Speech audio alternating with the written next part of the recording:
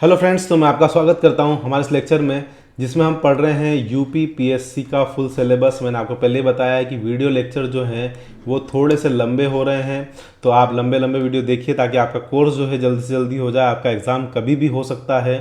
साथ ही मैं आपको ये बताना चाहूँगा दोस्तों कि हमारा टेलीग्राम चैनल अगर आपने ज्वाइन नहीं किया है, चैनल पे पहले ही बना रहे हैं तो इसको सब्सक्राइब कर लीजिए।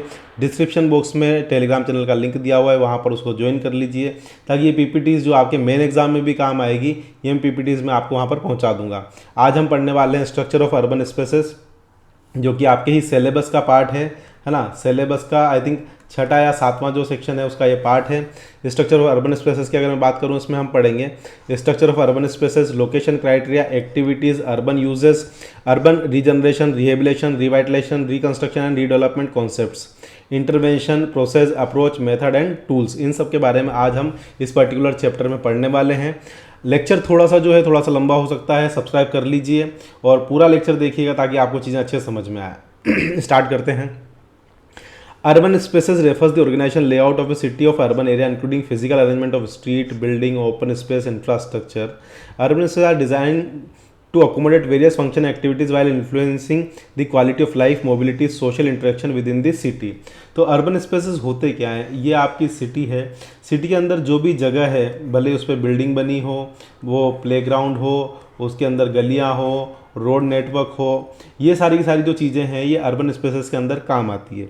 इससे क्या फ़ायदा होता है? इससे फ़ायदा ये होता है कि जो लाइफ हो गई, क्वालिटी ऑफ लाइफ इंप्रूव होती है, मोबिलिटी, लोग एक स्थान से दूसरे स्थान तक आसानी से जा सकते हैं, सोशल इंटरेक्शन को बढ़ावा मिलता है। इसका the structure of urban space is often guided by principle of urban planning and architecture. कुछ की एलिमेंट्स हैं consideration in structure of urban spaces में, तो उन की कंसिडरेशन के बारे में जानते हैं। पहला आता है street network, grid, radial, organic street layouts. ये सारे के सारे लेआउट होते हैं अलग अलग। जैसे आपकी सिटी है, सिटी के अंदर जो आपका रोड नेटवर्क है वो कैसा है, ऐसा ग्रिड पैटर्न में है या ऐसा रेडियल पैटर्न में है, ठीक है ना। इस टाइप से रेडियल पैटर्न में है आपका स्ट्रीट का नेटवर्क। ऑर्गेनिक स्ट्रीट होती है जिसमें ग्रिड और रेडियल दोनों होते हैं, है ना। The arrangement of street can significantly impact the traffic flow, accessibility and walkability. तो जिस टाइप से अगर आपकी स्ट्रीट जमी हुई है तो उससे क्या होगा कि ये ट्रैफिक के फ्लो पर भी इम्पैक्ट डालता है, एक्सेसिबिलिटी पर इम्पैक्ट डालता है और वोकेबिलिटी पर भी इम्पैक्ट डालता है। स्ट्रीट हायरार्की, स्ट्रीट्स में be categorized into major thoroughfares, collector streets and local street, each serving different function and accommodating varying level of traffic. Street की हायरार्की जैसे हम बोल सकते हैं, हम पढ़ते भी हैं हमारे ट्रांसपोर्टेशन इंजीनियरिंग में, आगे शायद हम पढ़ेंगे भी कि अलग अलग टाइप की स्ट्रीट होती है जिसमें आपकी विलेज रोड होती है, एमडीआर होती है, इसको हम बोलते हैं मेजर डिस्ट्रिक्ट रोड, क्या बोलते हैं। दूसरा होती है ओडीआर, ऑर्डिनरी डिस्ट्रिक्ट रोड, और तीसरी होती है विलेज रोड, ठीक है। इसके अलावा आर्ट्रियल, सब आर्ट्रियल, है ना, और कल्डेसेक, इस टाइप की अपने अलग अलग जो है स्ट्रीट्स के टाइप होते हैं। Building density, high rise, mild rise, low rise development. The density of building in an area can affect the urban fabric, skyline and the number of people living and working in the specific location.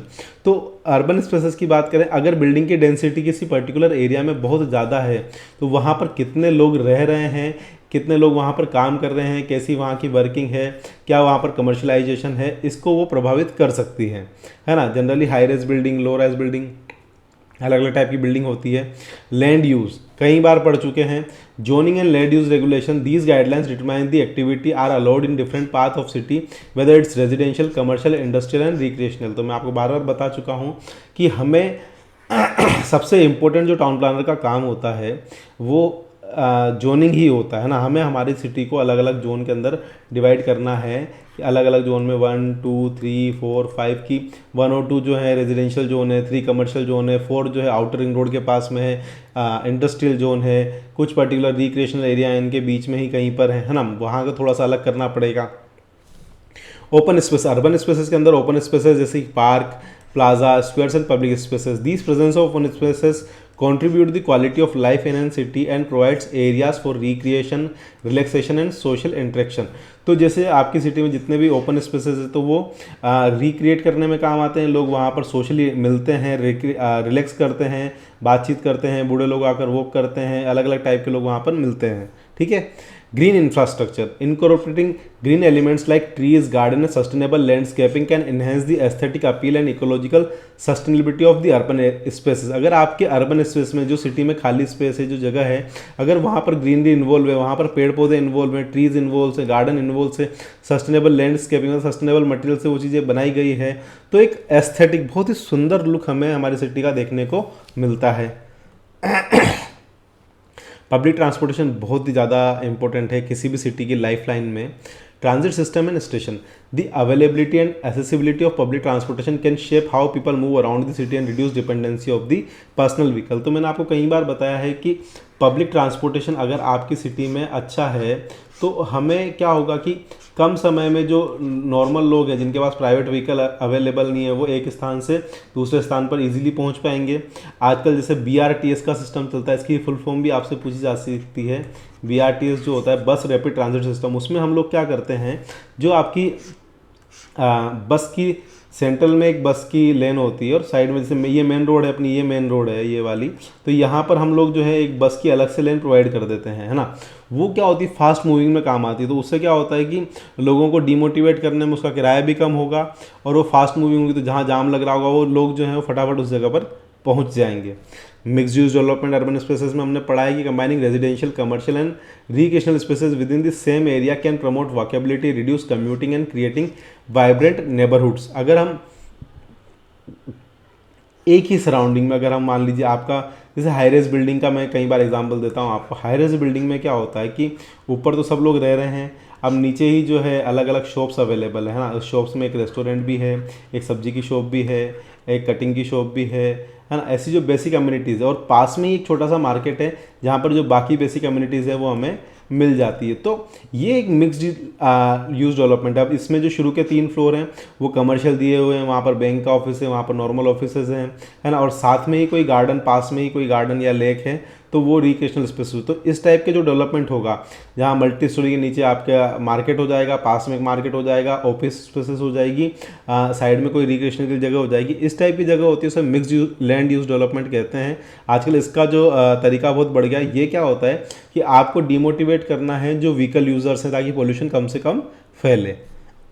Cultural and historic heritage, preservation and adoption of historic structure and districts can add character and historical significance to the city. अगर आपकी city में कोई भी historic monument, historic building, हवेली, इस type की चीज़ें available है और आप उसको प्रिजर्व करते हैं, अडेप्ट करते हैं, तो उस स्ट्रक्चर को बनाए रखते हैं, तो इससे क्या होता है कि सिटी की हिस्टोरिकल सिग्निफिकेंस जो है बनी रहती है और टूरिस्ट डेवलपमेंट में भी वहाँ पर हमें फ़ायदा मिलता है। इंफ्रास्ट्रक्चर, सिटी का इंफ्रास्ट्रक्चर बहुत अच्छा होना चाहिए, है ना। जगह, roads, bridges, tunnel, utilities and public service are essential elements that support the urban structure and ensure functionality. तो ये बहुत ही इंपॉर्टेंट चीज़ें होती है सिटी के अंदर। रोड हो गया, ब्रिज हो गया, टनल्स हो गए, यूटिलिटीज़ हो गई, है ना। तो ये क्या करती है, सिटी को सपोर्ट करती है। पेडेस्ट्रियन फ्रेंडली डिज़ाइन पे हम लोग आजकल जनरली काम करने लगे, जैसे ट्रांसपोर्टेशन इंजीनियर हम लोग अलग अलग काम करने लगे हैं। Sidewalks, crosswalks, pedestrian zone, prioritising pedestrian facility, friendly urban design, enhance walkability, safety and street level vitality. अगर हम इस टाइप की चीज़ों को प्रमोट करेंगे तो उससे क्या होगा कि हेल्दी लिविंग की तरफ लोग आगे बढ़ेंगे, पैदल चलने की तरफ, वॉकेबिलिटी की तरफ लोग आगे बढ़ेंगे, है ना। बाइसिकल इंफ्रास्ट्रक्चर, आजकल आपने देखा होगा कि जो जनरली जो रिक्रिएशनल एरिया होते हैं ना, रिक्रिएशनल एरिया होते हैं, उसके आसपास अगर कोई मेजर रोड है तो वहाँ पर वो लोग क्या करते हैं कि एक बाइक लेन जो है, एक बाइसिकल लेन भी दे देते हैं। Bicycle lanes, racks and sharing system encourage cycling as sustainable mode of transportation. तो आजकल हम लोग किस पे काम कर रहे हैं कि ये आपका घर है ना। अब घर के बाहर, घर से थोड़ा सा लगभग 100 मीटर दूरी यहाँ पर आपको साइकिल मिल जाएगी। 500 मीटर दूरी आपका पब्लिक ट्रांसपोर्ट का सिस्टम होगा, वो आपको वहाँ से आपके ऑफिस से लगभग 500 मीटर की दूर छोड़ देगा। यहाँ पर ही आपको साइकिल मिल जाएगी, आप अपने ऑफिस जाइए, उस साइकिल को छोड़ दीजिए और इस साइकिल को आप यहाँ छोड़ दीजिए और अपने ऑफिस पे काम करिए। काम करने के बाद आप साइकिल से निकलिए, वापस सिटी बस वाले एरिया पे आइए, वहाँ साइकिल छोड़ दीजिए और वापस अपने लोकेशन पे आके यहाँ से साइकिल उठा के अपने घर के पास में साइकिल खड़ी करके आप वहाँ जा सकते हैं। तो इस टाइप का हम इंफ्रास्ट्रक्चर आज की तारीख में डेवलप करने वाले हैं ट्रांसपोर्टेशन में। एसेसिबिलिटी एंड इंक्लूसिव, है ना। Design for people disabilities, the elderly, children, ensure that urban spaces are accessible and welcoming for all. तो जो भी बेसिक अर्बन स्पेसेस हैं, जैसे हॉस्पिटल हो गया, है ना, मैंने क्लास में भी आपको एग्जांपल दिया था। हॉस्पिटल में क्या हो रहा है आजकल अस्पतालों में कि वहाँ पर सीढ़ियाँ तो होती ही होती है, सीढ़ियों के अलावा वहाँ पर आपको रैंप भी देखने को मिलेंगे, क्योंकि ज़्यादातर एक्सीडेंट के केस आते हैं। अब वो दो ही तरीक़ों से ऊपर जा सकते हैं, या तो वो लिफ्ट के थ्रू ऊपर जा सकते हैं या फिर वो रैंप के थ्रू जो साइकिलिंग पे जो भी सर्कल होते हैं उसके ऊपर जा सकते हैं। तो जनरली हम ऐसे अर्बन स्पेसेस जो बूढ़ों के लिए, जो डिसेबल पर्सन है उनके लिए भी यूज़फुल हो। Architectural the design and aesthetics of building and public space contribute the visual appeal and identity of the city. अगर आपकी आसपास की जो बिल्डिंग है उसका आर्किटेक्चरल एस्थेटिक व्यू बहुत अच्छा है तो उससे क्या होगा कि सिटी जो है आइडेंटिकल अपील करेगी और हमें दिखने में उसका जो व्यू है वो काफ़ी अच्छा आएगा। इन्वायरमेंटल सस्टेनेबिलिटी की अगर मैं बात करूं, sustainable urban design practice such as green building technologies, renewable energy and storm water management can reduce the city environmental footprint. अगर हम हमारी सिटी के अंदर सस्टेनेबल एनवायरनमेंट की चीज़ें, कुछ ग्रीन बिल्डिंग टेक्नोलॉजीज़ का जो रिन्यूएबल एनर्जी सोर्सेज हैं, है ना, सोलर पैनल हो गया, इन सब का अगर हम हमारी सिटी के अंदर यूज़ करेंगे, स्टॉर्म वाटर मैनेजमेंट का यूज़ करेंगे तो हमारी सिटी जो है एनवायरमेंटल सस्टेनेबल भी कहलाएगी। ये सारे के सारे पॉइंट दोस्तों आपको जब आपका मेन एग्जाम होगा वहाँ पर लिखने पड़ेंगे, तो आपके लिए बहुत ज़्यादा इंपॉर्टेंट है कि आप इन टॉपिक्स को पढ़ें और इनके बारे में डिटेल रिसर्च करें। साथ ही मैं आपको अगर आपने अभी तक चैनल सब्सक्राइब नहीं किया और अभी तक मेरे साथ बने हुए हैं, मतलब आपको इंटरेस्ट आ रहा है, तो प्लीज़ इस चैनल को जो है सब्सक्राइब कर दीजिए ताकि मुझे भी थोड़ा सा मोटिवेशन मिलता रहे और मैं आप लोगों के लिए ऐसे ही काम करता रहूं। Smart infrastructure, integration of technology for efficient urban management such as smart traffic system, energy efficient lighting and data driven decision making. Integration of technology जो भी हमें डेटा ड्रिवन, आजकल हम सारा का सारा काम जो है डेटा ओरिएंटेड करने लगे हैं। कोई भी पहले ब्रिज बनाना है, कुछ भी बनाना है तो हम पहले सर्वे करते हैं, डेटा इकट्ठा करते हैं और उसके बाद हम उस पर डिसीजन लेते हैं कि हाँ हमें ये डेटा आएगा तो ये लेना है, ये डेटा आएगा तो ये लेना है। स्मार्ट ट्रैफिक सिस्टम की तरफ हम काम कर सकते हैं। एनर्जी एफिशिएंट लाइटनिंग का हम यूज़ कर सकते हैं। नेक्स्ट जो टॉपिक पढ़ने वाले हैं हम, location criteria of activities and urban uses के बारे में। दोस्तों अभी तक आपने सब्सक्राइब नहीं किया है तो प्लीज़ चैनल को सब्सक्राइब कर लो ताकि मैं मोटिवेट होता रहूं। आपके सब्सक्रिप्शन से मुझे मोटिवेशन मिलता है और थोड़ा सा वीडियो बनाने की प्रेरणा मिलती है। The location criteria for activities and urban uses in city and urban area are essential factor considered during the urban planning and zoning process. These criteria help determine where specific activities land use are appropriate based on factors such as compatibility, accessibility and urban design. तो compatibility कितना compatible है, वो कितना accessible है ना, उसके basis पर हम हमारा जो लोकेशंस हैं उनको डिटरमाइन करते हैं, उनके क्राइटेरिया डिसाइड करते हैं। Here are some common location criteria for various urban users. अलग अलग अर्बन यूजर्स के लिए कुछ कॉमन क्राइटेरिया उनके बारे में बात करते हैं। सबसे पहला आता है रेजिडेंशियल एरिया। दोस्तों कई बार अपन पढ़ चुके हैं जो रेजिडेंशियल एरिया कहाँ होना चाहिए। प्रोक्सिमिटी टू स्कूल्स, स्कूल पास में होना चाहिए, पार्क पास में होना चाहिए, हेल्थ केयर फैसिलिटी पास में होना चाहिए, to cater the needs of family, जो लोग वहाँ रह रहे हैं उनकी बेसिक नीड्स को कंप्लीट करने के लिए। Noise and air quality consideration for healthy living environment, तो वहाँ पर जो नॉइज़ और एयर क्वालिटी है वो एक पर्टिकुलर लेवल के अंदर होना चाहिए। नॉइस में जैसे कमर्शियल एरिया में आप देख सकते हैं कि 75 dB तक होता है दिन के दौरान और 65 dB तक होता है रात के दौरान। जो नॉर्मल रेजिडेंशियल एरिया होता है वहाँ 65 dB तक होता है दिन के दौरान और 55 dB तक होता है रात के दौरान। तो ऐसे हम कुछ एयर क्वालिटी इंडेक्स AQI आपने देखा होगा कि यहाँ पहुँच गया, 300 के पार चला गया, 500 के पार चला गया, है ना। तो वो सारा मतलब एयर के अंदर जो है खराब पार्टिकल्स की उपस्थिति को शो करता है। Accessibility to public transportation, employment centres and shopping areas, तो जो फैमिलीज़ वहाँ रहेगी वो शॉपिंग करने भी जाएगी, तो उनके लिए क्या होता है कि जो मेन वर्किंग प्रोफेशनल्स हैं वो तो बाहर चले जाएंगे, अपने ऑफिस चले जाएंगे, तो फैमिली मेम्बर्स अगर कहीं घूमने जाते हैं तो पास ही पब्लिक ट्रांसपोर्टेशन की सुविधा, कुछ एम्प्लॉयमेंट सेंटर्स और शॉपिंग एरियाज अवेलेबल होने चाहिए। Commercial and retail areas, visibility and accessibility from major roads and transportation hubs to attract customers, है ना। Zoning for various type of commercial activities, shopping mall, strip mall, stand alone stores, parking facilities and loading zones to accommodate retail operation. तो commercial और retail area हमारे पास होना चाहिए कि visibility from, जैसे मेजर रोड जा रही है ना, कोई मेजर रोड, तो उसके पास से ही वो जो है वो कोई मॉल है मान लीजिए, है ना, तो वो वहाँ से दिख जाए, उसकी अवेलेबिलिटी होनी चाहिए। पास ही कोई ना कोई एक बड़ा जंक्शन या ट्रांसपोर्टेशन नोड होना चाहिए ताकि वहाँ से जो है वो इजीली लोगों को अट्रैक्ट कर सके। Zoning for various type of commercial activity, अलग अलग टाइप की कमर्शियल एक्टिविटीज़ के लिए जोनिंग हो सकती है। Parking facilities and loading zone to accommodate retail operations, और पार्किंग जो लोग आ रहे हैं सिंगल तो उनको अकोमोडेट करने के लिए पार्किंग फैसिलिटीज़ भी कमर्शियल एरिया में होनी चाहिए। इंडस्ट्रियल एरिया की क्या क्या रिक्वायरमेंट है। Proximity transportation routes including highway, port and railway line to movement of goods, क्योंकि वहाँ पर गुड्स का मूवमेंट ज़्यादा होता है, तो जैसे जनरली छोटे छोटे जो इंडस्ट्रियल एरिया होते हैं वो सिटी के आउटर रोड में होते हैं, ताकि जो हाईवे से ट्रक आए सीधे उस एरिया में घुसे, वहाँ पर अपना काम करे, लोडिंग अनलोडिंग करे और वहीं का वहीं वो हाईवे से निकल जाए। बफर जोन और special separation from residential areas to minimize potential conflicts, है ना। अलग से सेपरेशन होना चाहिए रेजिडेंशियल एरिया से, या कुछ बफर जोन, बीच में बफर जोन होना चाहिए। जैसे कोई बीच में एक बड़ी नदी आ गई, इधर लोग रेजिडेंशियल हैं, इधर लोग जो हैं कमर्शियल हैं, ठीक है ना। इस टाइप से कुछ बफर जोन, बीच में कोई बहुत बड़ा गार्डन, इस टाइप से चीज़ें होनी चाहिए ताकि कॉन्फ्लिक्ट ना हो। Adequate infrastructure for heavy machinery and utilities required by the industries, तो जो भी हैवी मशीनरी इंडस्ट्री में यूज़ हो रही है उनके लिए एडुकेट इंफ्रास्ट्रक्चर अवेलेबल होना चाहिए। Recreational and cultural facilities, recreation का मतलब मैंने आपको बताया कि लोग जो है वो काम करने जाते हैं, थक जाते हैं, सैटरडे संडे उन्हें अपने आप को रिक्रिएट करने जाना। अब रिक्रिएशन जैसे पार्क हो गए, है ना, कोई लेक साइड व्यू है ना, आजकल लेक रिवर फ्रंट हम बनाने लगे हैं, आजकल जो हमारी सिटीज़ हैं जहाँ पर रिवर अलग अलग है, तो रिवर फ्रंट का हम डेवलपमेंट करने लगते हैं। तो सैटरडे संडे को लोग जो हैं शॉपिंग मॉल हो गया, थिएटर हो गया, सिनेमा हो गया, ये रिक्रिएशनल होती है ना। Central accessible location to encourage community engagement, proximity to park, cultural district, transportation option for ease of success, sufficient and parking and amenities for visitors। तो जहाँ पर रिक्रिएशन एरिया है वहाँ पर जो भी लोग घूमने आ रहे हैं उनके लिए सफिशिएंट पार्किंग होनी चाहिए और अम्यूनिटीज़ अवेलेबल होनी चाहिए। Educational institution, access to public transportation and school bus for students convenience, zoning and allow for educational facilities and space for expansion as needed, consideration of neighborhood demographic and population growth।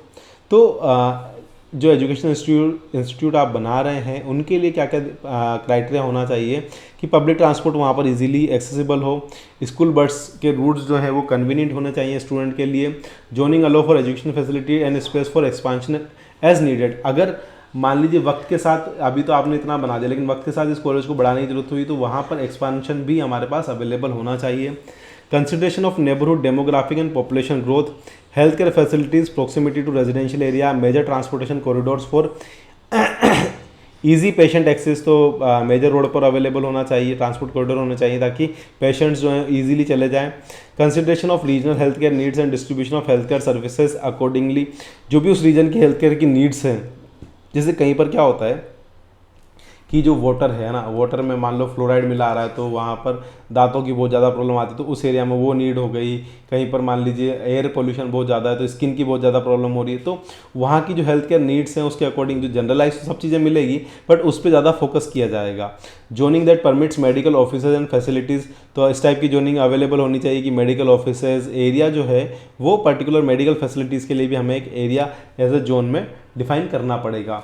Government and administration office, central location for government service and administration to ensure accessibility, access to public transportation, parking facility for citizens, है ना। जो भी बड़े बड़े offices हैं वहाँ पर public transport easily पहुँच जाना चाहिए।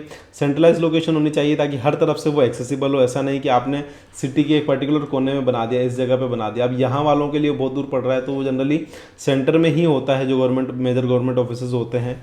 Cultural and historic districts, preservation of existing historic structure and landmarks, mixed use zoning that encourage cultural and artistic activities, accessibility to public transportation, accommodation for visitors।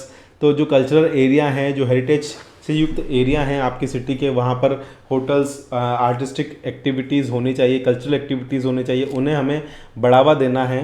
Accommodation या proper hotels वहाँ पर available हो तो जो भी visitors वहाँ आए तो वो इजीली अकोमोडेट हो पाए।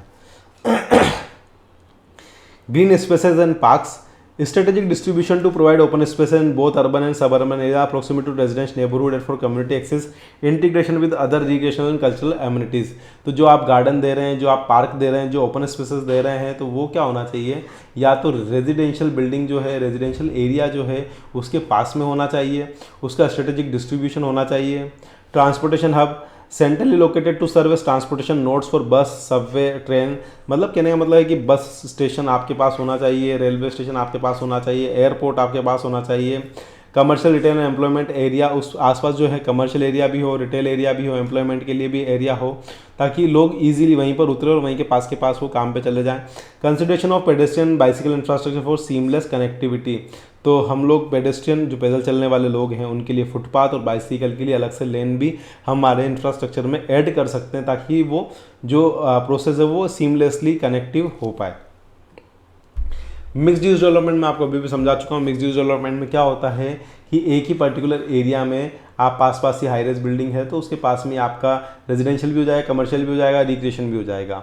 Zoning that encourage mix use development to promote workability and reduce commuting, मतलब लोगों को हमें डीमोटिवेट करना है ताकि वो कम से कम वहाँ पर गुजरें और पोल्यूशन जो है वो कम से कम फैले, तो पास के पास ही उन्हें सारी चीज़ें मिल जानी चाहिए। Environmental and industrial protection zones, special separation for environmentally sensitive area to minimize pollution hazards, regulation to protect natural resources such as water bodies and forest, तो जो भी एनवायरमेंटल सेंसिटिव एरिया हैं वहाँ पर हम पोल्यूशन जो है उसको मिनिमाइज़ करने के लिए अलग से काम कर सकते हैं। नेचुरल रिसोर्सेज और वाटर बॉडीज़ इस टाइप जो फॉरेस्ट है इनके बचाव के लिए हम स्पेशल लॉज लेके आ सकते हैं, रेगुलेशन उनके ऊपर थोप सकते हैं, ला सकते हैं। दोस्तों आप अभी तक मेरा लेक्चर देख रहे हैं, मतलब आप मेरे साथ बने हुए हैं और मेरा वीडियो आपको पसंद आ रहा है। आई होप आपको अच्छा लग रहा होगा। और अभी तक आपने सब्सक्राइब नहीं किया तो इससे फिर मज़ा नहीं आता यार, क्या सब्सक्राइब कर दीजिए ताकि मैं मोटिवेट होता रहूं और आपके लिए काम करता रहूं। बहुत बड़े बड़े लेक्चर जो हैं रिकॉर्ड करने पड़ते हैं, बहुत हिम्मत का काम चाहिए होता है। आपसे सिर्फ एक सब्सक्राइब की उम्मीद है और अपने दोस्तों को भी शेयर कर दो जो काम कर रहे हैं, जो पढ़ रहे हैं इसके लिए। Urban regeneration, urban regeneration also known as the urban renewable and revitalization is a comprehensive and strategic process aimed at improving the economic, social, environmental aspect of an existing urban areas. Regeneration में क्या होता है कि कोई city है, अब वहाँ पर आपकी पोस्टिंग हो गई, अब आप उसको सिटी को सुधारना है। अब आपसे बोला गया है कि सिटी को आप जो है सुधारिए। अब सुधारना कैसे है कि इकोनॉमिकली भी ग्रो करनी चाहिए, सोशली भी जो कोहेजन लोगों के बीच में सद्भाव होना चाहिए और एनवायरमेंटल एस्पेक्ट्स का भी आपको ध्यान रखना चाहिए। The process involves the redevelopment and transportation और deployed under utilised urban spaces into vibrant, sustainable and functional places. तो जो एरिया सिटी के अंदर बच गए हैं, अंडर यूटिलाइज हैं या किसी कारण से खराब हो गए हैं, तो उसको हम हमारे अंदर अधिग्रहित करके उसके ऊपर काम करके उसको फंक्शनल प्लेस बनाने की तरफ काम कर सकते हैं। Urban regeneration typically focus on both physical and social aspect of a community. Here are the key components and objective of urban regeneration. Urban regeneration के कुछ की कंपोनेंट्स से पढ़ते हैं उनके बारे में। पहला आता है इम्प्रूविंग द बिल्ट एनवायरनमेंट, इसमें पढ़ेंगे हम रीडेवलपमेंट के बारे में। डिमोलिशिंग और renovating existing structure to create new buildings, infrastructure and public spaces. तो जो पुराने एग्जिस्टिंग स्ट्रक्चर हैं उसको हम तोड़ के, जो हमारे पुराने गवर्नमेंट ऑफिसेज हैं है ना, उन सबको हम तोड़ के वापस उसकी जगह न्यू बिल्डिंग जो सारे के सारे मॉडर्न फंक्शन से लेस हो, मतलब लेस मतलब भरी हुई हो, ऐसे हम डेवलप कर सकते हैं। रिहेबिलिटेशन, रिफर्बिशिंग हिस्टोरिक और older building to maintain their cultural and architectural value while making them suitable for modern use. जब भी हम कोई पुरानी जगह है, पुरानी बिल्डिंग है, तो हम क्या करते हैं कि हम उसको उसी मटेरियल से जो है वापस उसका रिहेबिलिटेशन करते हैं, रिफर्बिशिंग करते हैं, ताकि जो ओल्डर बिल्डिंग्स है वो उसका लुक भी अच्छा आ जाए, उसकी स्ट्रेंथ भी इंक्रीज हो जाए और हम उसे अपने मॉडर्न यूज़ के लिए भी यूज़ कर लें। Infrastructure upgrade, enhancing transportation utilities and other infrastructure to support the regeneration process. Regeneration process को सपोर्ट करने के लिए हम जो है इंफ्रास्ट्रक्चर जो को अपग्रेड करेंगे। अब इंफ्रास्ट्रक्चर में क्या क्या आ गया, ट्रांसपोर्टेशन हो गए, यूटिलिटीज़ के अंदर क्या क्या आ गया आपको पता ही है, water supply, electricity, power generation, इस टाइप के जो है ये यूटिलिटीज़ हो गया। Other infrastructure to support the regeneration process, जो भी रीजनरेशन प्रोसेस है उसको सपोर्ट करने के लिए हम दूसरा इंफ्रास्ट्रक्चर उसको हमें अब टाइम टू टाइम अपग्रेड करना पड़ेगा। Enhancing social wellbeing, social wellbeing का भी हमें ध्यान रखना है, तो उसके लिए हम क्या करेंगे, affordable housing, providing affordable housing option to support diverse population. इसके लिए 2 योजनाएं चलती है, प्रधानमंत्री आवास, पीएम आवास योजना, ठीक है ना, बहुत फेमस है, 2015 में ये आई थी, और मुख्यमंत्री आवास योजना। तो ये जो है आपका जो भी, जैसे यूपी का हम लोग पढ़ रहे हैं तो यूपी वाले जितने भी हैं, साथ ही आप सर्च करिए गूगल पे मुख्यमंत्री आवास योजना के बारे में, वहाँ पर अवेलेबल है या नहीं है, और उसकी क्या क्या क्लैरिफिकेशन है, क्या क्या उसके अंदर क्लोज है। जैसे राजस्थान की बात करें तो 6.5% के ऊपर वो ऋण मिल जाता है। किन को मिलता है, LIG, MIG और HIG को। किस किस को मिलता है, lower income group, middle income group और हाई इनकम ग्रुप, इन सबको ये ऋण मिल जाता है।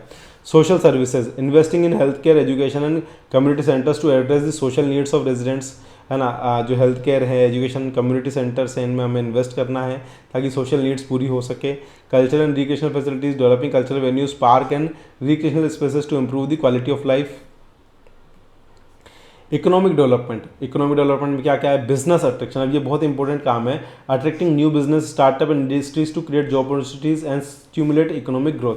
अगर आपको अपने एरिया की इकोनॉमिक ग्रोथ करनी है तो हम लोग वहाँ पर क्या करेंगे, कोई पर्टिकुलर एरिया जो इंडस्ट्री वाला एरिया है वहाँ पर हम उनको, जो बड़े बड़े इंडस्ट्रियलिस्ट हैं उनको अट्रैक्ट करेंगे कि हम आपको यहाँ पर सस्ती जमान, है ना, चीप लैंड प्रोवाइड करेंगे। और शुरू के आप 3 से 5 साल जो है आपका जो टैक्स है वो केवल और केवल 5%, जो भी मिनिमम वेजेस होते हैं 12% ही लगेगा। उसके बाद आप, अगर आपका बिजनेस सेट हो जाए तो आप 28% तक आप टैक्सेस दे सकते हैं, ठीक है। तो इस टाइप से हम लोग उनको अट्रैक्ट करते हैं। Entrepreneurship support, encouraging entrepreneurship and supporting small and local business. तो जो भी जिस पर्टिकुलर, हर जिले की एक खासियत होती है ना, वहाँ पर कुछ स्मॉल बिजनेसेस और लोकल बिजनेसेस होते हैं, उनको इनकरेज करना है, सपोर्ट करना है। Tourism and cultural heritage, leveraging cultural assets and historical sites to boost tourism, तो उसको हमें लीवरेज करना है, सुंदर दिखाना है कल्चरल एसेट्स को, ताकि हम जो वहाँ का टूरिज्म है उसको बूस्ट कर सकें। Sustainability and environment, green spaces, creating park, garden, green corridor to enhance environmental quality. Green spaces, है ना, हमें पार्क क्रिएट करने हैं, गार्डन क्रिएट करने हैं, कुछ ग्रीन कॉरिडोर्स क्रिएट करने हैं ताकि हम एनवायरमेंटल क्वालिटी को एनहेंस कर पाएँ और अच्छा कर पाएँ।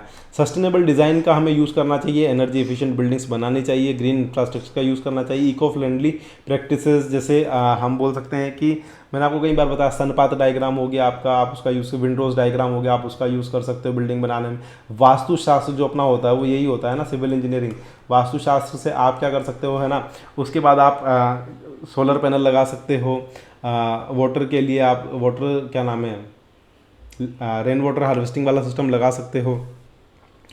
Transportation mobility, promoting sustainable transportation option such as walking, cycling and transiting.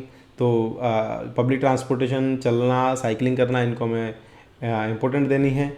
Community engagement, involving resident, local business and stakeholder in planning and decision making process, fostering a sense of ownership and pride among the community members. तो जो भी community member वहाँ लोग रह रहे हैं उनके बीच में ये अभिमान होना चाहिए, एक होना चाहिए कम्युनिटी मेंबर्स के बीच में कि हमारे डिसीजन से ये चीज़ बनी। कोई गार्डन बना है, आपने डिसाइड कर लिया गार्डन बना रहे हैं, तो बूढ़े बूढ़े लोगों को इकट्ठा कर लो और वहाँ पर उनको पूछ लो कि भैया गार्डन बनना चाहिए कि हाँ हाँ बनना चाहिए, क्यों नहीं बनना चाहिए आपने, ठीक है भैया। उनका इन्वॉल्वमेंट भी हो गया, वो भी खुश हो गए, उन्हें लगा कि हाँ हमारी ओनरशिप भी है इसमें। Infrastructure and transportation, upgrading transportation infrastructure including roads, bridge, public transport to improve accessibility, promote walkability, cycling, reducing reliance on private vehicle to reduce traffic congestion। तो कुछ ऐसा रिलायंस जो है मतलब उस पर डिपेंडेंसी जो है हमें ख़त्म करनी पड़ेगी प्राइवेट व्हीकल्स पे, वोकेबिलिटी, और हमें पब्लिक ट्रांसपोर्ट की तरफ ज़्यादा काम करना पड़ेगा। Public safety and security, enhancing safety through improved lightning, surveillance, community policing, developing emergency response plans and addressing crime and social issues. तो जो भी क्राइम और सोशल इश्यूज़ हैं उनको आपको एड्रेस करना है और इमरजेंसी रिस्पॉन्सेज जो हैं वो डेवलप करने हैं। हेरिटेज प्रिजर्वेशन, इसके अंदर बहुत ही इंपॉर्टेंट है heritage preservation, protecting and preserving historical, architectural and cultural assets, ensuring that the new development maintain the area identity and character. तो जो भी आप न्यू डेवलपमेंट उसके आसपास में कर रहे हो उससे उस एरिया की आइडेंटिटी खराब नहीं होनी चाहिए। कि आप मान लीजिए कोई हिस्टोरिक राजा का महल है, अब उसके पास में ही आप कोई मॉल को लगा दो तो वो मॉल जाना जो एक आइडेंटिटी उसकी खत्म करने की तरफ आपको, कि लोग वहाँ जाएँ तो केवल वही देखें। Regulatory and zoning revisions, adapting land use regulation and zoning codes to support the goal of regeneration, encourage mixed use development to create diverse, active and urban environments। सब में आएगा क्योंकि ये टॉपिक ही यही है। Financial investment and funding, identify the securing funding sources which में include public and private investment, grant, tax incentives and public private partnership. Public private partnership का जो है एक आपके जो हाईवेज होते हैं जिसमें आप टोल देते हैं ना, वो किसका एग्जाम्पल है, पब्लिक प्राइवेट पार्टनरशिप का एग्जाम्पल है, ठीक है। तो फाइनेंशियल इन्वेस्टमेंट और फंडिंग के बारे में भी हमें ध्यान रखना पड़ेगा। जो जो सोर्सेज हैं वो हमें आइडेंटिफाई करने पड़ेंगे कि कौन कौन से सोर्सेज जो हैं इसके अंदर काम कर रहे हैं, और उन आइडेंटिफाइज को हम गवर्नमेंट से हम टैक्स इंसेंटिव्स ले सकते हैं, और जो आने वाले टाइम में काम कर रहे हैं उनको हम टैक्स बेनिफिट्स भी दे सकते हैं as a town planner. Urban rehabilitation. दोस्तों अभी तक आप मेरा लेक्चर देख रहे हैं, मेरे साथ बने हुए हैं, ये आज का ही चौथा टॉपिक आ गया है, लगभग 4 लेक्चर के बराबर मैं आपको एक ही लेक्चर में पढ़ा रहा हूँ। Please please please please please channel को सब्सक्राइब कर लीजिए, है ना, तो मुझे थोड़ा सा मोटिवेशन मिलेगा और मैं आपके लिए ऐसे ही काम करता रहूँगा। ये पीपीटीज़ आपके लिए बहुत इंपॉर्टेंट है। ये जो हेडिंग्स हैं, हेडिंग के बारे में इसमें 2-2 3-3 लाइनें लिखी, उसको थोड़ा सा आपको एलोबरेट करके लिखना पड़ेगा जब आपका मेन एग्जामिनेशन होगा। तो मेन एग्जामिनेशन से पहले हम ट्राई करेंगे कि हमारा सिलेबस खत्म हो जाए, प्री से पहले ही हम ट्राई करेंगे खत्म हो जाए। साथ ही मैं आपको इस पर क्वेश्चन भी कराऊंगा। और आपने मेरा अगर टेलीग्राम चैनल ज्वाइन नहीं किया है ना, टेलीग्राम चैनल जो है वो ज्वाइन नहीं किया है, यूपीपीएससी असिस्टेंट प्लानर के नाम से ही है ना। अभी तो बहुत कम 18-20 मेंबर ही हैं उसके अंदर, ठीक है। अब जब तक आप आने वाले टाइम में वीडियो देख रहे हो तब मुझे नहीं पता कितने होंगे। चलिए, urban rehabilitation is a specific aspect of urban planning and development and focus on the restoration, improvement and revitalization of existing urban areas. Unlike urban expansion or greenfield development, urban rehabilitation seeks to address the physical, social and economic challenges of aging or deteriorating urban spaces. It aims to enhance the quality of life for residents, preserve historical and cultural assets, to promote sustainable and urban development. तो urban rehabilitation का मतलब है कि हमें focus करना है restoration पे, improvement and revitalisation of existing urban areas.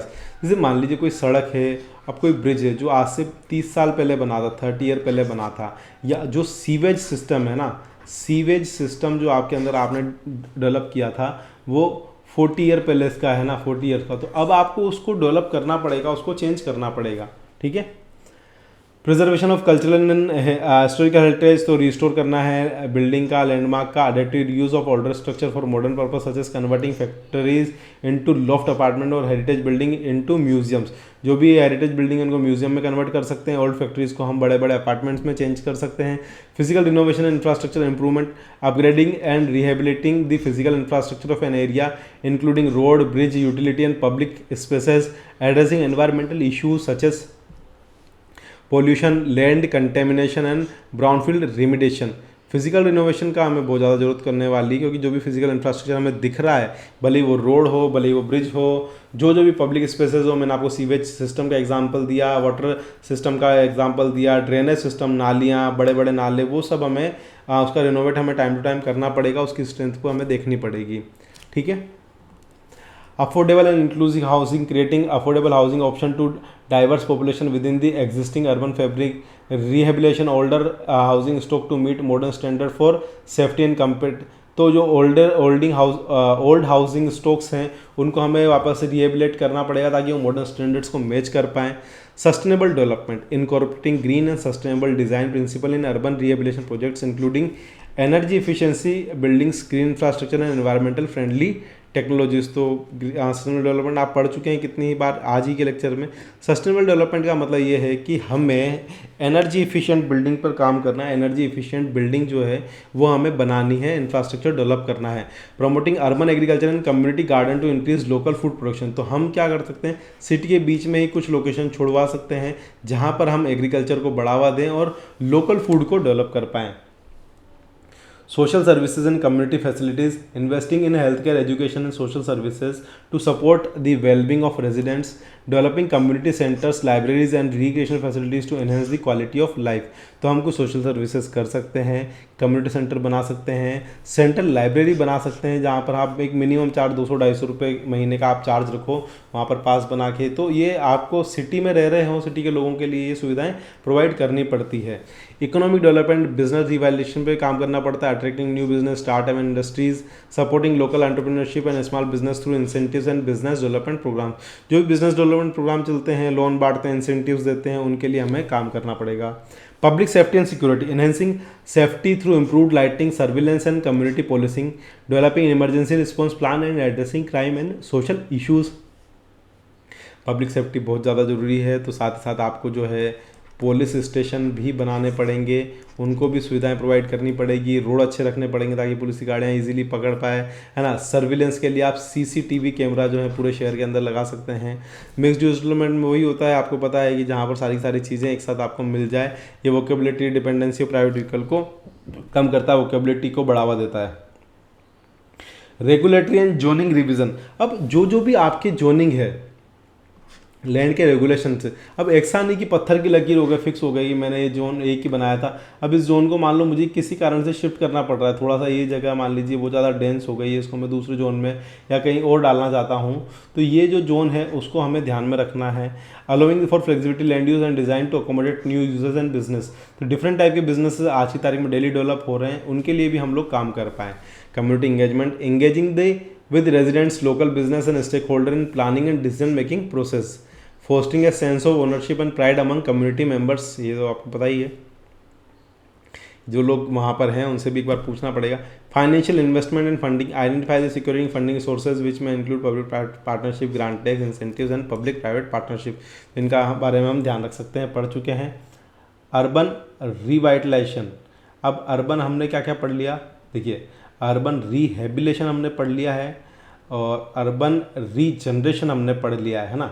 Regenerate करना है, उसको रिहेबिलेट करना है, और अब हम जो पढ़ने वाले हैं वो है अर्बन रिवाइटलाइजेशन। रिवाइटलाइजेशन क्या होता है कि इम्प्रूव करना है। रिवाइटल जैसे ना, रिवाइटल खा लो जी भर के गोली आती है रिवाइटल, जो आपको दिन भर चार्ज रखती है, एक एडवर्टाइजमेंट आता है, तो वैसे ही हमें क्या करना पड़ेगा कि जो भी एग्जिस्टिंग हालत है इकोनॉमिकली सोशली उसको सुधारना है सिटी की। The goal of urban revitalisation to make these areas more vibrant, sustainable, functional, creating for more attractive and prosper environment for residents and business. जो भी लोग वहाँ रह रहे हैं, जो भी लोग वहाँ बिजनेस कर रहे हैं, उनके लिए हम एक अच्छा एनवायरनमेंट प्रोवाइड कर सके, इसके लिए हमें काम करना है। Economic development, attracting new businesses, startups and industries to create jobs, stimulate economic growth, है ना, supporting local entrepreneurship, promoting mix land use development, ये सब जो है इकोनॉमिक डेवलपमेंट को बताते हैं। Physical renovation and redevelopment, upgrading renovating the physical infrastructure of an area including road, bridge, utilities, है ना, रिकंस्ट्रक्ट करना है, उनको बढ़ावा देना है। हाउसिंग एंड अफोर्डेबल हाउसिंग भी पढ़ चुके हैं हम कि प्रधानमंत्री आवास योजना, मुख्यमंत्री आवास योजना, जो भी अलग अलग टाइप के लोग वहाँ रहते हैं उनके लिए हमें अफोर्डेबल हाउसिंग प्रोवाइड करनी पड़ेगी। कल्चरल और हेरिटेज का प्रिजर्वेशन करना पड़ेगा, है ना, कल्चरल और हेरिटेज जितनी भी साइट्स हैं उनको हमें बचाना है ताकि टूरिस्ट जो हैं वो अट्रैक्ट हो सकें। सस्टेनेबल डेवलपमेंट, ग्रीन इनिशिएटिव्स हमें लेने पड़ेंगे, इसके अंदर भी एनर्जी एफिशिएंट बिल्डिंग, वॉकिंग को प्रमोट करना पड़ेगा, ट्रांसपोर्टेशन को अच्छा करना पड़ेगा, ग्रीन स्पेसेस को यूटिलाइज करना पड़ेगा अच्छे से, लगभग सेम ही है। कम्युनिटी इंगेजमेंट का ध्यान रखना पड़ेगा, जो भी सोशली लोग वहाँ पर एक्टिव हैं कम्युनिटी वाले, उनको हमें इन्वॉल्व करना पड़ेगा। Developing and expanding social services, health care, education, recreation facility to meet community needs, जो भी कम्युनिटी वहाँ पर रह रही है उनके लिए हमें हेल्थ केयर फैसिलिटीज़, जैसे कि आपने देखा होगा कि स्मॉल जो आपके यहाँ पर छोटे छोटे से डेवलप कर दिए जाते हैं, हर मोहल्ले में मोहल्ला क्लिनिक होते हैं, या है ना, क्या बोल सकते हैं आप उसको, जो भी छोटे सेंटर्स होते हैं, है ना, recreational facilities, creating community centers, library and cultural venues to enhance the quality of life, तो हमें इस टाइप से क्रिएट करना है। पब्लिक सेफ्टी सिक्योरिटी का ध्यान रखना है। फाइनेंशियल इन्वेस्टमेंट फंडिंग के लिए जो भी अलग अलग लोग हैं उनका ध्यान रखना है। Leveraging grant, subsidies, financial mechanism to support revitalisation, जो भी ऐसे प्रोजेक्ट हैं जिनसे रिवाइटलेशन हो रहा है उनको कुछ ग्रांट प्रोवाइड कर सकते हैं, सब्सिडीज प्रोवाइड कर सकते हैं, फाइनेंशियल मैकेनिज्म उनकी थोड़ी सी इंप्रूव कर सकते हैं। अर्बन रिकंस्ट्रक्शन एंड रीडेवलपमेंट का क्या कॉन्सेप्ट है, इस बारे में हम पढ़ते हैं। Urban reconstruction redevelopment are urban planning development concept that focus on transforming existing area to improve their functionality, liveability and sustainability, तो वो इजीली फंक्शनेबल हो, मतलब सिटी बस और प्राइवेट पब्लिक पार्टनरशिप की जरूरत पड़े, लिवेबल, लोग वहाँ पर रह पाएँ, मतलब एनवायरमेंटल वो होना चाहिए, और सस्टेनेबिलिटी, ताकि आने वाली पीढ़ी को भी उससे कोई नुकसान ना हो, तो हमें सस्टेनेबल भी एनवायरमेंट वहाँ पर डेवलप करना है, इस बारे में हम पढ़ने वाले हैं। कंप्रीहेंसिव ट्रांसफॉर्मेशन, ये बहुत इंपॉर्टेंट है। Urban reconstruction typically involves a complete overhaul of a specific area neighbourhood, this में include demolishing, replacing building, infrastructure and public space. तो हम क्या करते हैं, कॉम्प्रिहेंसिव ट्रांसफॉर्मेशन करते हैं, जो एग्जिस्टिंग स्ट्रक्चर है उसको तोड़कर हम नया स्ट्रक्चर बना देंगे, है ना। मैंने आपको बताया जैसे कि कोई पुराना ब्रिज है आपकी सिटी में, बहुत पुराना हो चुका है, अब उसके साइड में आपको पहले एक ब्रिज बनाना पड़ेगा ताकि अभी वो ना हो, या एक अल्टरनेटिव रूट्स जो है वो आपको देना पड़ेगा कि लोग अल्टरनेटिव रूट लेकर वहाँ पर आएँ, उसके बाद आप यहाँ पर जो है ब्रिज को डेवलप कर सकते हैं। Rethinking urban design, the process often involves a thorough review and redesign of a urban layout, streets and public spaces, planners and architects में recognise streets and pedestrian area to create a more efficient and aesthetically pleasing environment. जो भी urban design आपने की है उसको वापस से आपको रीथिंक करना है, रीडिज़ाइन करना है, और ये समय प्रोसेस हर टाइम टू टाइम आपको प्रोसेस करना पड़ेगा। एनवायरमेंटल एंड सस्टेनेबली कंसिडरेशन, ये ध्यान रखना ही पड़ेगा कि आप सस्टेनेबल बिल्डिंग टेक्नोलॉजीज़ का आप यूज़ कर सकते हैं। रेन वाटर हार्वेस्टिंग हो गया, आपका सोलर पैनल हो गया, इनका आप यूज़ कर सकते हैं। Infrastructure upgrades, reconstruction typically includes upgrading essential infrastructure such as roads, bridge, utilities, transportation system to meet the modern standard. सब में लगभग सेम ही बात है दोस्तों। अर्बन इंफ्रास्ट्रक्चर आपको इम्प्रूव करने पड़ेंगे और साथ ही साथ इस चैनल को भी सब्सक्राइब करना ना भूलें। मैं बोल रहा हूँ इसी से मुझे मोटिवेशन मिलता है और मैं आपके लिए ऐसे ही काम करता रहूँगा। हिस्टोरिकल एंड कल्चरल प्रिजर्वेशन करना है, पब्लिक पार्टनरशिप का आपको यूज़ करना हम पढ़ चुके हैं। Urban redevelopment, selecting and incremental improvement. अब अर्बन रीडेवलपमेंट में हमें क्या करना पड़ेगा कि एक इंक्रीमेंटल इंप्रूवमेंट का सहायता लेना पड़ेगा to rehabilitate a specific area properties within an urban district, focusing on existing assets such as building and infrastructure. Adaptive reuse, redevelopment often emphasize the adaptive reuse of existing structure, transforming them into new uses. This may include converting old factories into residential lofts, office and retail spaces. Mixed use development आपको करना है। Infill development, ये देखिए ये जो term है ये कई बार इसके ऊपर क्वेश्चन पूछा जाता है आपसे। Infill development, mixed use development हम पढ़ चुके हैं। रीडेवलपमेंट में involve filling vacant lots and underutilizing space within the city to increase urban density and make more efficient use of available land. तो जो अवेलेबल लैंड है उसका हमें ज़्यादा एफिशिएंट यूज़ करना पड़ेगा। सिटी के अंदर भी बहुत सारी ज़मीन होती है जो कई सालों से खाली पड़ी होती है, बड़े बड़े है ना, तो उसको आप गार्डन डेवलपमेंट करने के लिए किसी पर्टिकुलर पर्पज़ के लिए आप यूज़ कर सकते हैं। इकोनॉमिक रिवाइटलेशन होना चाहिए कि रीडेवलपमेंट प्रोजेक्ट्स जो हैं उनको आप इम्प्रूव करो, टैक्स बेनिफिट दो, जो अपॉर्चुनिटी क्रिएट करो, कम्युनिटी का एंगेजमेंट होना चाहिए।